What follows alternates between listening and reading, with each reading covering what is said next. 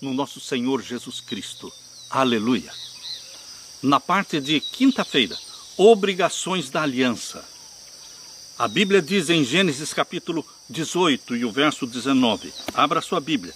Gênesis capítulo 18 e o verso 19. Porque eu o tenho conhecido. Deus conhecia Abraão, Deus conhece você. Coloque o teu nome aqui. Aqui diz, porque eu o tenho conhecido, que ele há de ordenar os seus filhos. Você e eu vamos criar os nossos filhos para o Senhor, ensinando-os a guardarem os mandamentos de Deus. Que ele há de ordenar os seus filhos e a sua casa depois dele, para que guardem o caminho do Senhor, para obrarem com justiça e juízo, para que o Senhor faça vir sobre Abraão o que acerca dele tem falado. Como vimos, até agora, a aliança é sempre uma aliança de graça, em que Deus faz por nós o que jamais poderíamos fazer por nós mesmos. Não há exceção na aliança com Abraão. Em sua graça, Deus escolheu Abraão como seu instrumento para auxiliar na proclamação do plano da salvação para o mundo inteiro. Entretanto, o cumprimento das promessas da aliança estava vinculado à disposição de Abraão de andar em justiça e obedecer ao Senhor pela fé. Sem essa obediência da parte de Abraão, Deus não poderia usá-lo. Hoje, da mesma forma, Deus nos chama, todo aquele que quiser venha e tome de graça da água da vida, mas existem condições. Nós temos que ir a Jesus Cristo, aceitá-lo como Salvador, beber da água da vida, mas nós também temos que obedecer. Obediência. Queridos, nós vemos claramente na aliança a parte de Deus e a parte do homem. Nós vemos claramente a necessidade de termos fé no Deus que nos chama e nos salva, e também obediência a Ele, exatamente como está em Tiago capítulo 2. Abra sua Bíblia em Tiago capítulo 2. Hoje existe uma tendência das pessoas desprezarem a obediência aos mandamentos de Deus. Mas, queridos, aqui em Tiago capítulo 2, verso 10 em diante diz, porque qualquer que guardar toda a lei e tropeçar em um só ponto, tornou-se culpado de todos. São 10 mandamentos. Você pode obedecer um e não obedecer o outro. Você estará transgredindo a lei da mesma forma. Porque aquele que disse não cometerás adultério, também disse não matarás. Se tu, pois, não cometeres adultério, mas matares, estás feito transgressor da lei. Assim falai e assim procedei, como devendo ser julgados pela lei da liberdade. Porque o juízo será sem misericórdia sobre aquele que não fez misericórdia, e a misericórdia triunfa no juízo. Depois de Tiago, usado pelo Espírito Santo, falar da necessidade de obedecermos os mandamentos de Deus, os 10 mandamentos, ele fala então, a partir do capítulo 2, verso 14 em diante, fala que a fé tem que ser complementada pelas obras. O mundo protestante hoje, o mundo cristão hoje, tem a tendência de enfatizar a fé em Jesus Cristo. Mas Satanás tem feito com que eles se esqueçam da obediência. Se esqueçam de que a fé sem as obras, ela é morta.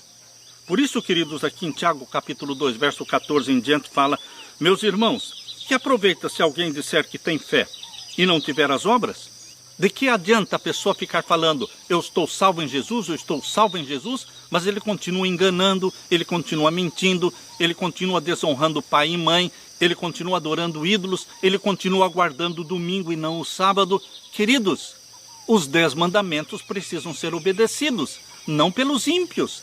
Precisam ser obedecidos por aqueles que são filhos e filhas de Deus.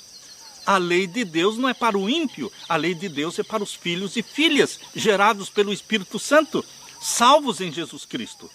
Por isso, Tiago, dirigido pelo Espírito Santo, mostra os mandamentos de Deus aqui no capítulo 2 e fala que a fé tem que ser complementada pelas obras. Meus irmãos, que aproveita se alguém disser que tem fé e não tiver as obras, porventura a fé pode salvá-lo? E se o irmão ou a irmã estiverem nus e tiverem falta de mantimento cotidiano, e algum de vós lhes disser, ide em paz, aquentai-vos e partai-vos, e lhes não derdes as coisas necessárias para o corpo, que proveito virá daí?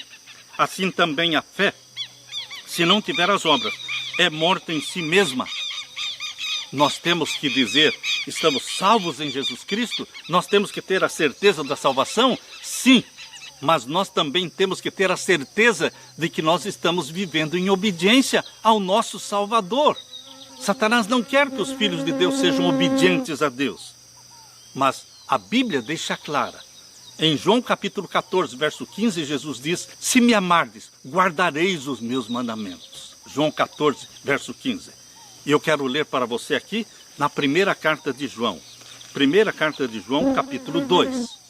Aqui diz, verso 3. E nisto sabemos que o conhecemos.